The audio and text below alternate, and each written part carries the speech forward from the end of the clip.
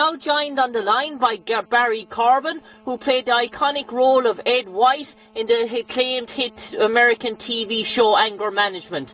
And Barry, Anger Management, for all the roles you've been in down through the years, from Dallas to Nothing in Common, Lonesome Dove, Modern Family, One True Hill, The A-Team, War Games, Dukes of Hazzard, three-time nominated Primetime Emmy. What made you go for Anger Management? It's completely, what I say, out there in relation to what previous roles and stuff, but it's so funny. And what attracted you to that show? Well, it was the humor involved. The character I played is one of the meanest men in the world. Yeah. And he's very funny. So I thought it'd be a nice change of pace. And I really enjoyed doing the show. Yeah, and I suppose, Barry, how did the opportunity come arise for you to be cast in Anger Management? Well, I had worked on done a couple of episodes of the Drew Carey show, and Bruce, the head writer of on Anger Management, had been the head writer on the Drew Carey show. So I think that's how they thought of me. I'm not sure. They called and asked me if I wanted to do it, and I said, "Well, of course. It sounds like a good fun." And I suppose, Barry, when you saw the script straight off and the first day you were there on stage and the first episode, did you realise to yourself, wow, I've landed onto something big here, this is really, really funny, this is going to take off straight away? And when you learned of the other cast members and the interactions between you on set, you say, right, this is really, really funny here, this is going to appeal to a large TV audience? Well, we all had great hopes for it. I had never met Charlie Sheen before, and I really enjoyed meeting him and working with him. And all the other actors just fell right into place. I had played in Who is Harry Crumb? There was the Shawnee Smith, the girl that played Charlie's wife, was my daughter in Who's Harry Crumb. So we had a nice reunion there. Yeah, and I suppose, Barry, Anger Management, it debuted to 5.74 million viewers on the TV series debut, that on its debut night, and it ranks the most watched sitcom premiere in cable history. And I suppose originally set for 10 episodes, and if the 10 episodes were a success, another 90 were on the way, and you did over 100 episodes in total after the success of the first 10 episodes. And after the first maybe three episodes, you were cast into as one of the main characters. What was your role to begin with? Was it supposed to be a bit part character, and after the first 2 episodes they said, right, Ed is really, really funny here, he's really mixing into the group, and you got propelled into the main group? Is that true? Well, I think originally there was a group of 4 people of his patients in the show, and we were all supposed to be in all the shows, but we had no idea we were going to go 100 shows. We thought we were going to do 10. Yeah. And then they picked up 90 more, so we ended up working on the show for I guess we tried to do it in a year, but it took us about a year and a half to do all 100 episodes. And what was the working week, Barry, for you playing Ed? Did you get your script on a Monday and then rehearsals before the actual shoot? Did you shoot the show then maybe of a Friday, or was there changes of script, or what was the working week like on Anger Management? What we would usually get the script, and then the next day we would start shooting. We didn't shoot in front of a live audience. We had we'd shoot block and shoot, you know. So if we were in 2 scenes, then we'd shoot that in 1 day. And we'd shoot the whole show in 2 days. We usually did 2 shows a week. Wow. And I suppose, Barry, in relation to this, some of the scenes and some of the iconic moments, and there's some, I suppose, looking back on some of the scenes as well, it probably makes you laugh even to this day. And I remember one episode where yourself and Martin Sheen were sort of get-rich sort of scheme in relation to the injured war veterans, putting them up in the house with the ramps, and the bills were coming in, and it was so iconic in relation to that you were an ex-vet, yet here you are trying to scam the people that you once served for, and the idea in relation to the irony in that, in relation that here you're supposed to be doing a noble cause, but as soon as you learned it was costing ye more than what it was like out on their toes for them. That's right, yeah, and it was such a pleasure to work with Martin Sheen. He's such a delight to work with, and a very funny man. We had a great time together. Yeah, and there's even another scene there where the viral video of I Like Monkeys with Martin Sheen as well, where you're caught into the zoo parade, where you come in and you're showing this video clip and you're all over YouTube and stuff like that. But you also that's right. You also touched on issues there where people think, God, they're not going to go there in anger management, but yet every single time you go there, from homophobia to racism to every sort of, to even the morals of where can you push the sex boundaries to the limit in relation to male and female interactions, and it just goes there and goes there. And probably for yourself, the times where you weren't being shooting yourself, or in between scenes, did you sit back and watch some of the scenes and just say to yourself, God, this is really funny, this is cracking me up here? Well, I did some, but usually what I would do, we'd shoot the scene and then we'd go home, you know. So I didn't watch a whole lot of the action of the other scenes that other people did. I watched a little bit of it, but usually I'd read the script and then I'd watch the show later when they cut it together. Yeah. And tell me, Barry, about the locations. Most of the iconic interaction in relation to your character, Ed, is based in Charlie's sort of sitting room area in relation to the couch, with the couch facing Charlie and the head couch in relation to that production and stage. And it was just face-to-face banter and jokes, back and forth, the interaction, and it really worked a treat. It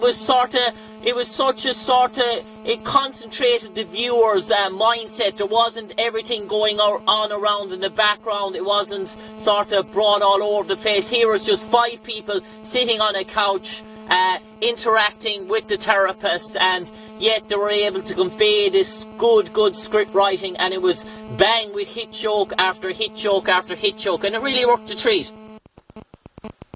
Well, it was the writers were just wonderful. We had some wonderful scripts, and it was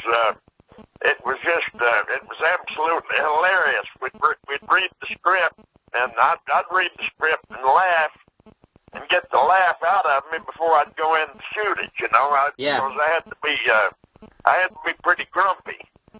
Yeah. And I suppose, Ed, in relation, we learned so much about your character in relation to your wife troubles, in relation to your fondness for the bit of drink, in relation to your policy towards guns and stuff like that. And it really is sort of, you play the sort of typical sort of white conservative sort of American who's just so staunch in her beliefs, yet he's thrown into this group where everyone is so culturally diverse around him, and he has to sort of fight his own corner to survive and fight his own battles. That's right. Yeah, and all, I was a little nervous about it at first because I was afraid, because I made fun of all ethnic groups and everybody, you know. and I thought people would be angry with me, but I met a man from India, a young man from India, and he said I told him I was very funny. He said I reminded him of his grandfather. I said, where does your grandfather live? He said, Mumbai. Yeah. And I said, what does he do? He said, he's retired. He stays inside and hates everybody. And I suppose, Barry, if you're I reminded him of his grandfather. Yeah, and I suppose, Barry, if we talk about sort of the cast players around you, and no hit TV show is as good as its cast. And you were sort of littered with a sort of a cast there from Noreen the Wolf to Derek Richardson to even the young girl who played Charlie's daughter, Danielle Bogdella. They all sort of hit it off, and there was so much characters, and Laura Bell Bundy came in and sort of stuff. It sort of rolls seamlessly to have such a cast, and even then when it sort of, you were in the one therapy group, yet though Charlie had this other sort of therapy group in the prison as well, and it was sort of a contrast between one extremes to the other sort of extremes, and it really worked well. That's right, yeah, and then the prison guys were just they were hilarious. I thought his reactions to them were hilarious because they were dangerous. Our group was not dangerous, but the prison group was dangerous. So it was quite a contrast there. And Barry, just tell me about the man himself, just while you were there working with him on set, Charlie Sheen. He strikes me as a guy who's a constant thinker, a guy who's constantly looking away to make sort of jokes, and an innovator as such. And is he one of those guys where he brings that sort of experience from the industry, that he knows what works and doesn't work? And was there any time maybe working on set with Charlie Sheen where he would say that we need to go off in this sort of different, subtle changes that sort of what made the show even better, certain episodes? And what was Charlie like in relation to on set, in the zone, being in relation to the actor Charlie Sheen? Oh, he's a very friendly, polite man. I like Charlie a great deal. I haven't seen him since we did the show, but we've got some mutual friends, and I keep up with him. I know he's doing fairly well now, but he's very smart and very quick. He's got a very quick sense of humor. And I so you've got to kind of stay on your toes to keep up with it. And I suppose, Barry, you must have some fond stories or fond memories of a particular show or a particular day working in anger management, where you just got to say where everyone just broke down laughing in relation to bloopers, or a funny story that just stays with you. And was there anyone that comes to mind? Well, I really don't have any. It's been, I've done so many things since then that it all kind of runs together. Yeah. I've done a couple of series since then, so it's but it was a great. I remember the whole experience very fondly. And Barry Corbin, how would you like to be remembered for your role as Ed White in anger management? If someone said in a dictionary and they put Barry Corbin and they put anger management beside, they put Ed White and Barry Corbin anger management, and they left the next two sentences blank underneath those dictionary, what would you like them to read? Well, I'd like for them to know that as far as my political beliefs and my beliefs of human interaction, Ed and I are complete opposites. Yeah. And you think having that role as Ed White, would it interest you in the future if a similar sort of a role came up in relation to a comedy that was quirky and out there in relation? Is that something that you would like to revisit again if the possibility came up? Oh, if the possibility came up, certainly. Martin and I talked about it when we were doing the show together. We talked about doing a spinoff with the two of us. Yeah. But I think he's busy doing another. He's doing another show now, so we probably won't do that. But it was a good thought at the time, you know. Yeah, and I suppose, Barry, lastly, just before I let you go, in relation to your time, in relation to Dallas and in relation to series below Northern Exposure and stuff like that, and if you went back there, back to that time when you were doing all those shows, and if someone had said to you there in 10 or 20 years' time that you would have portrayed this character and the show in Anger Management, or this show would have been on the airways and it would have been hitting all these sort of jokes on national TV, would you have looked at them and said, they're not going to air this, or this is not going to happen, or stuff like that? Well, I probably would have thought it was kind of out there in the ether somewhere. I'm doing a show now called The Ranch on Netflix, which is another show that kind of pushes the envelope. You know, you just keep trying to find these things that'll challenge you. Yeah. I like the challenge. And Barry Corbin, lastly, before I leave you, I just have one question. Have you ever been to Ireland, or do you ever tend to coming over this part of the shores? Has opportunity ever arisen for you?